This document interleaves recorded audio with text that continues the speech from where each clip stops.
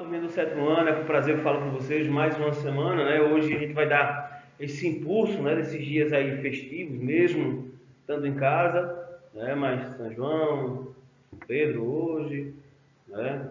Precisamos ter esse isolamento ainda social, né? Para maior segurança nossa, nossos familiares. Mas a gente vai dar continuidade à nossa aula, continuidade ao nosso conteúdo. E hoje vamos falar sobre o capítulo 6, Espaço Agrário Brasileiro, tá? De uma forma mais simples. Mais na frente, em séries no oitavo, no médio, por exemplo, no ensino médio, a gente vai ver o espaço agrário brasileiro de forma mais diferente, né? Uma visibilidade maior. Né? Agora nós vamos dar uma simplificada, até porque é do livro nosso de Geografia, do sétimo ano, mas a gente vai falar um pouco muito, né? Sobre o espaço agrário brasileiro, que é bem interessante, é importante, eu amo falar sobre isso. Tá? E nós não podemos começar esse assunto sem antes falar sobre esse contexto geral, gente. A agricultura, que vem do latim, né? Cultura, né? O cultivo, né? Uma cultura é uma arte, a agricultura, né? Nós não poderíamos falar do espaço brasileiro das formas mais interessantes, principalmente que o Brasil se dá aí desde o período da sua colonização em 1500, sobre esse espaço agrário brasileiro. Porém, a agricultura já era praticada pelos nativos, pelos índios, sim, pelos índios que aqui já estavam. Já praticavam esse tipo de agricultura, até agricultura subsistência, praticavam essa agricultura para sobreviver. Com a chegada dos portugueses, a agricultura passa a ser uma questão mais econômica, né? E aí nós sabemos disso, a questão do extrativismo, que também está associada ao espaço agrário, e já vou falar sobre isso, o extrativismo, tá? Vou colocar aqui, o extrativismo é uma das vertentes, ou seja, é um dos fatores da agricultura, né, do espaço agrário. Nós temos o extrativismo na pecuária e as atividades agrícolas. Nós não podemos esquecer isso. São três: atividades agrícolas, pecuárias e extrativismo. Então, desde 1500 o Brasil sofreu com o extrativismo do pau-brasil até 1532 aproximadamente. Tá? Mais na frente, as atividades agrícolas, que foram a plantação da cana-de-açúcar, a negociação, né? O comércio, a economia da cana-de-açúcar naquela época. E também tivemos a pecuária. É por isso que nós temos o Rio São Francisco hoje, mas antigamente era chamado de Rio de Currais. Por que, professor, Rio de Currais? Porque os portugueses, ao trazerem o gado para o Brasil, para ajudar no transporte e também no transporte da cana-de-açúcar, né? E também para moer, para ajudar com a força do boi, eles eram arrastados, eles eram afastados, né, da zona da mata ali, do litoral alagoano, por conta da plantação da cana, por medo deles atrapalhar essa produtividade da cana-de-açúcar, e foram colocados ali, próximo ao Rio São Francisco. Então, tinha muito gado trazido pelos portugueses naquela época, e aí o Rio São Francisco teve esse batismo também de Rio de Currais, pelos currais que tinham ali, tá bom? Então, como já falei anteriormente, o espaço agrário é dividido nesses três fatores: a atividade agrícola, a pecuária e o extrativismo, né? E, consequentemente, nós vamos falar também sobre dois fatores importantes, gente: a agricultura familiar e o agronegócio. A agricultura familiar é aquela agricultura praticamente que ainda dá subsistência, que as famílias produzem ali para se alimentar, para guardar, né, passar os períodos aí com seus estoques, né, seus pequenos armazéns ali com o seu feijão, né, a produtividade diversificada da agricultura familiar. Já o agronegócio, já vem de grandes indústrias, investimento de indústrias, né, da mecanização, né, na agricultura, para que possam lucrar muito mais, tá? E aí nós vamos falar primeiro sobre a pecuária no Brasil. E o que é pecuária, professor? Pecuária é a criação de bovinos, de suínos, de caprinos, de ovinos, né? De um contexto geral, mas ela é mais voltada, quando se fala em pecuária, a gente vai logo pensando nos bovinos, né? Como é que essa criação de bovinos, porque é uma lucratividade muito maior, com couro, com leite, com a carne, com os derivados do gado. Então o gado ele ganha essa importância muito maior por conta do seu processo lucrativo, né? Tá bom? E aí nós podemos também dividir ou classificar a pecuária, não só a pecuária, mas todo esse sistema de espaço agrário, em intensiva e extensiva. Não confundam, vamos entender. Intensiva é o uso de tecnologias, de maquinários. Por exemplo, o gado é criado em lugares fechados, né?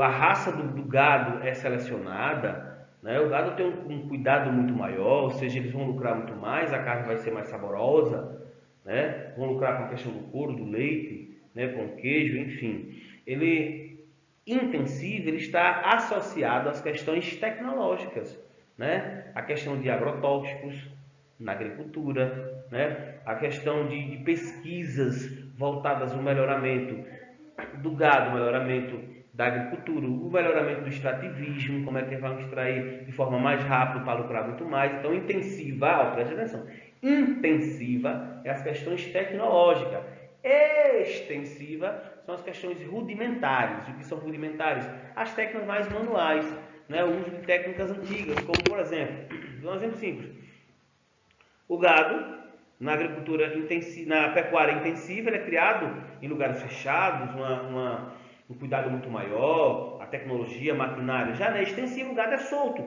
Não quer dizer que não tenha cercados, é claro, mas é solto. Como a gente cria, a gente vê criado aqui nas nossas terras, nossos lugares, né? Aqui na nossa cidade, por exemplo, tem essa criativa, essa questão extensiva. Eles criam de forma mais aberta, sem tantas tecnologias, tá? É uma agricultura voltada mais à agricultura familiar, tá? Então nós temos que entender isso. A agricultura familiar é voltada às questões extensivas, questões técnicas rudimentares. Vou dar outro exemplo simples. Na agricultura, nós vemos aí muitas máquinas, eu vou mostrar daqui a pouco. Então é intensiva ali, máquinas. Na extensiva a gente vê muitas pessoas com enxada, né? Com ferramentas, né, mais antigas. Então essas são extensivas, menos tecnologia. Intensiva, mais tecnologia, produtividade muito mais rápida e lucro muito maior, certo? E aqui nesse gráfico nós temos, deixa eu pegar aqui o lápis, nesse gráfico nós temos aqui a criação de gado nas 5 regiões brasileiras. Observem que a região centro-oeste e a região norte ganham destaque, tá? Principalmente a centro-oeste, que é a região ali de Brasília, aquela região do centro do Brasil, onde nós temos aí grandes pastos, grandes criatórios, grandes fazendas, e aí nós temos uma maior produtividade, né, da pecuária, maior criatividade, que eles criam, né, com mais qualidade, praticamente utilizam as técnicas intensivas. Região norte também tem essa produtividade pela aproximação também da região centro-oeste, então já vai aí a região centro-oeste empurrando, né, os grandes criatórios, aí, os grandes pastos para aquela região, ocasionando também o desmatamento da floresta amazônica, deixar isso bem claro, tá? Região sudeste está em terceiro lugar, tá? Com 17,5%, a região centro-oeste 34,5%, a norte 22,6%, né? A região sul do Brasil está em último lugar com 12,6%, e a região nordeste está com 12,9%, tá bom? Outra coisa que a gente observar é sobre o extrativismo, já falamos sobre a pecuária. Vamos agora para o extrativismo no Brasil. O extrativismo no Brasil também nós temos essa questão da classificação de 3. Nós temos o extrativismo vegetal, o extrativismo animal e o extrativismo mineral. Lembrem disso. Está aí no capítulo 6 do nosso livro. Extrativismo vegetal, animal e mineral. No extrativismo vegetal, nós temos aí as plantas e seus frutos, folhas, né? A questão da madeira, a questão, por exemplo, do cacau, diversos produtos, né? Nós estamos aí ligados ao extrativismo vegetal. Extrativismo vegetal vem da natureza, tá? Como todos os aspectos aí, quase todos são aí as questões da natureza, é claro, mas o extrativismo vegetal está associado às plantas e suas partes, como os frutos, folhas e madeira, tá bom? Já a questão do extrativismo também, voltado agora ao extrativismo animal. Extrativismo animal, nós estamos falando sobre o que? Caça e a pesca, né? Lógico que ao longo do tempo isso aí for ter um controle muito maior, porque o homem ele não pensa no amanhã, né? Essas questões de extrativismo, deixar isso também bem claro. Eles vão aí acabando com tudo, então tem esse controle para que se tenha sempre esse equilíbrio natural. Então o extrativismo animal está ligado ao quê? A caça e a pesca. Fácil, né? É um assunto fácil a gente fazer essa associação. Extrativismo vegetal, as plantas e suas partes. O extrativismo animal, caça e a pesca, tá certo? Já o extrativismo mineral, ele está ligado ao quê? Consiste na retirada de minerais da natureza por garimpos ou garimpeiros e grandes empresas de mineração, né? Ocasionando alguns problemas também, né? A gente também tem que deixar isso bem claro, tanto o extrativismo animal, vegetal e mineral, há essa importância para a economia, né? Para o mundo, mas também há uma preocupação enorme pelos impactos ambientais. A gente tem aí as tragédias de Mariana, né? E outras tragédias que tivemos aí, a barragem de Sobradinho também, né? De Sobradinho, se não me engano, meu Deus, para a memória acho que sim, né? Senão eu vou pesquisar e falo para vocês o local correto, se eu não estiver enganado, é claro, né? Então, há essa Brumadinho, né? Sobradinho, Brumadinho, desculpa, gente. Então, esses tipos de extrativismo vegetal, animal e mineral, eles são importantes sim para a economia e também há o quê? Uma modificação, há uma evolução, né? Uma evolução nesse extrativismo, né? Na questão rudimentar, da extensiva para a intensiva, como a gente pode ver na questão desse minério, né? Por grandes empresas de mineração, tá? Mas também há essa preocupação, principalmente pelos impactos ambientais causados por esse extrativismo que é voltado ao espaço agrário brasileiro. E por falar em espaço agrário brasileiro, nós vamos falar sobre as atividades agrícolas e fatores naturais. Falando sobre extrativismo, pecuária e extrativismo, vamos falar agora sobre as atividades agrícolas. Gente, as atividades agrícolas é importante a gente salientar, é importante a gente lembrar, né, a gente conhecer que precisam de 3 fatores também, importantíssimo. Clima, relevo e solo. São importantes. Estou falando do Brasil, que tem a sua aí, praticamente 93% da sua localidade na zona tropical do planeta, apenas a região sul do país e um pedacinho do sudeste ali na zona temperada. Isso vai influenciar nos tipos de cultivo. O relevo também, em áreas altas, né, em áreas íngremes do nosso relevo, que vai dificultar, que também não é um problema, já estão utilizando técnicas para isso. E a questão do solo também, a sua importância, para que a gente possa perceber também como é interessante esses fatores para a agricultura. E a agricultura a gente fala no contexto geral, da plantação do feijão, dos legumes, dos cereais, trigo, soja, em diversas outras plantações, no contexto geral, a agricultura é importante porque aquilo sustenta. Tá? A agricultura é importante porque tem essa sustentabilidade, não só da economia, mas a questão de sustentar. Né? Tudo que nós utilizamos, né, hoje vem da agricultura. Né? Vem da natureza. Essa roupa, por exemplo, tem materiais da natureza, a cadeira que eu estou sentado também tem, então tudo vem da natureza. Então é importante a gente entender que também é importante a gente preservar. Se a gente acabar com tudo, um dia vai acabar também, e aí vai complicar, tá certo? Mas vamos voltar sobre as atividades agrícolas e fatores naturais. Gente, clima, a temperatura, a umidade, as inundações, as secas prolongadas ou as geadas são importantes para a gente identificar um tipo de cultura. Por exemplo, nós temos o mês de junho no Brasil, né? Mês de junho, já acabando, aqui nós estamos dia 29, uma época própria aqui do Nordeste, que as pessoas já estão colhendo o milho, mas o milho é plantado basicamente ali no mês de abril, comecinho de maio, para que se tenha aí essa colheita agora, porque é uma época que chove, não tão muito no Nordeste, mas esse ano está bastante chuvoso, graças a Deus.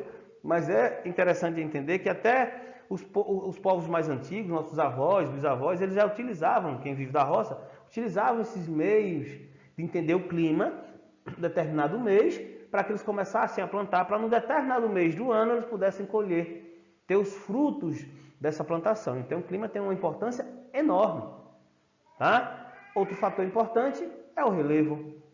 Por que o relevo, professor? O relevo é importante para o desenvolvimento da agricultura. Observem aqui nessa imagem que em lugares altos, né, eles também utilizam esse tipo de terreno, esse tipo de relevo, para que possam cultivar. Claro que áreas mais planas, né, associada a um clima favorável, ele vai ter uma produtividade muito maior, um espaço muito maior para a produtividade. Mas em áreas íngremes, em áreas altas, em terrenos desregulares, eles também fazem esse tipo de plantio. O Sudeste Asiático, por exemplo, falando do Brasil, mas eu estou falando da questão do mundo, eles utilizam muito essa questão em lugares altos, né, produzem a questão do arroz, que chamamos de agricultura de jardinagem, que a gente vai ver mais na frente o que é a agricultura de jardinagem, tá bom, gente? Agricultura mais manual, utilizam mais a questão da mão, da manufatura, porque em lugares altos é difícil a questão de tratores, a utilização de tratores, de tecnologias. Então, o relevo também tem essa importância para que se possam ter a tecnologia ali dentro para a produtividade ser muito mais rápida e também muito melhor. O solo nem se fala, né? O solo tem uma importância muito grande. Por que, professor? Porque é um alimento natural para a agricultura. Vou dar 2 exemplos disso. A terra roxa, que nós já vimos em aula passada, foi importante para a região sudeste do país, né? Para a questão da plantio do quê? Da cafeicultura. Uma economia, uma das últimas economias fortes naquela época, até 1929, antes da crise, mas a cafeicultura era importantíssima. E só se deu a cafeicultura nessa região, a produtividade muito interessante, pelo fato da terra roxa. Já Massapê é ali da região litorânea, ali do agreste nordestino, aqui no nosso Nordeste, do estado de Alagoas, por exemplo, para a questão do cultivo da agricultura da cana-de-açúcar. Então, esses tipos de solo, eles pesquisam hoje com mais tecnologias, é claro, vão facilitar, vão nos mostrar a importância, né, de um determinado solo para uma determinada plantação, uma determinada região. Eu já disse em sala de aula que o nosso solo é como se fosse uma esponja lava-prato. Lá tem alguns furinhos que absorvem a água. Então, eles vão estudar o solo que absorve mais água, o solo que retém mais água, o solo mais rico em minerais, para que possam determinar um tipo de plantação. Então, o solo é importantíssimo. O espaço agrário brasileiro, a gente tem que entender isso, é que nós temos 2 coisas interessantes. Nós temos os latifúndios e os minifúndios. Complicou, não foi? Mas vamos descomplicar. Latifúndio são grandes propriedades, né, com mais de 1.000 hectares. Como assim? Como eu posso entender? Gente, um hectare de terra é o tamanho de um campo de futebol. Então, imagine 1.000 campos de futebol é que dá aí começando a dar latifúndios. Tá? Um latifúndio ele só é acima de 1.000 hectares. 1.000 campos de futebol. Eu tenho um latifúndio aí. São grandes propriedades. E o interessante dessas grandes propriedades, gente, é que essas grandes propriedades, ela só é distribuída por uma minoria da sociedade. Quer dizer, poucos brasileiros é que têm esses latifúndios, são os grandes fazendeiros. E esses grandes fazendeiros, esses grandes latifúndios, eles vão utilizar uma agricultura intensiva, tá lá, ó. Essa imagem dá para a gente ver a questão dos maquinários, tá? A questão das máquinas, eu já pulei aquela imagem aqui, mas eu vou falar sobre ela. Grandes maquinários e elas concentram as maiores produtividades, ou seja, são das monoculturas. O que é monocultura, professor? Um tipo de cultura. Por exemplo, a cana-de-açúcar é bastante terra para plantar apenas cana-de-açúcar. A monocultura, a questão do trigo, em alguns lugares, da soja, do milho, que utilizam grandes terras, grandes latifúndios, 1.000 campos de futebol apenas para plantar aquilo. Vão lucrar mais, vão ficar ricos, né? São grandes fazendeiros, são a minoria. O que é que vai acontecer com isso, gente? Vai acontecer é que vai faltar a diversidade nos alimentos. E quem é que sustenta a diversidade dos alimentos, como está nessa imagem? São os minifúndios. Os minifúndios é quem seguram, tá? Praticamente aí essa questão da diversidade de alimentos, tá? E os minifúndios, gente, olha a desigualdade na distribuição de terra. Grandes pedaços de terras para poucas pessoas, tá? E muitos pedacinhos, quer dizer, pouca terra para muita gente. Nós chamamos de agricultura familiar. São os minifúndios. Olha lá, pequenas propriedades. Latifúndios, grandes propriedades. Minifúndio, pequenas propriedades, que estão distribuídas aí para um monte de gente. É pouca terra. Mas os minifúndios, a agricultura familiar, ela que distribui toda essa alimentação que nós temos, essa diversidade de alimentos. Gente, minha filha está participando da aula também, tá? Daqui a pouco eu boto ela aqui para vocês verem. Tá bom? Através disso, gente, na agricultura, na questão econômica, surgem os salários, os trabalhadores assalariados, né? O crescimento do trabalho assalariado no campo, que é a agricultura empresarial. O maior grupo é aquelas que conseguem emprego, ou empregos temporários, os boias-frias. Muita gente, eu tenho parentes que saem daqui do Inhapi, vão até a zona da Mata Alagoana, participam da questão da cana-de-açúcar, né? 3, 4 meses depois voltam para suas casas, trabalham só 4 meses. chamamos de boia fria, mas também tem os trabalhos assalariados, os trabalhadores assalariados, que trabalham para as grandes empresas, nos grandes latifúndios e trabalham aí por salário. E aí vamos inverso aquelas questões de migração, dos processos migratórios que eu falei em aulas passadas, né? As pessoas estão saindo do campo para ir para a cidade, chamamos de êxodo rural. Hoje é o inverso, as pessoas estão saindo da cidade para ir para o campo, por conta dessas oportunidades de salários, tá bom? E aqui vou terminando a aula por aqui, espero que vocês tenham entendido, tenham gostado. A nossa cidade de Almiro Gouveia, né, que vocês possam aí fazer também essa amostra para o mundo, como essa cidade é belíssima, um pioneiro de Almiro Gouveia, a primeira usina hidrelétrica do Nordeste, né? Então, fiquem com Deus, até a próxima aula, espero que tenham entendido, tá? Fui!